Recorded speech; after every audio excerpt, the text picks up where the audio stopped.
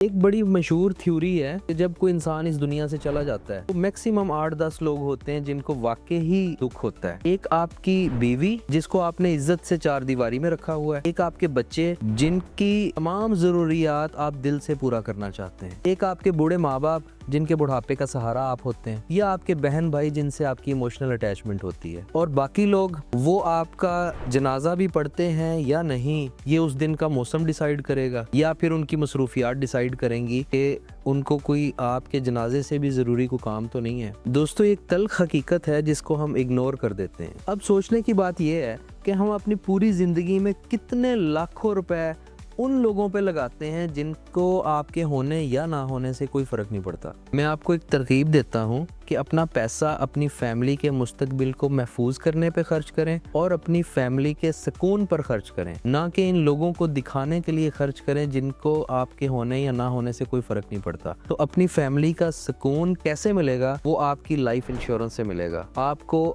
آنے والے کل کی فکر سے آپ آزاد ہو جائیں گے کہ آپ کے ہوتے ہوئے یا آپ کے بعد کسی بھی قسم کے گھر والوں کو سفر نہیں کرنا پڑے گا کسی بھی قسم کی پریشانی کو لے کے۔ تو دوستو، میرا آپ کو یہی مشورہ ہے کہ آج ہی اپنے فائنینشیل ایڈوائزر سے رابطہ کریں یا پھر میرے دیے گئے نمبر پہ رابطہ کر لیں۔ میں آپ کی فیملی کو بہترین پروٹیکشن دوں گا۔ Thank you.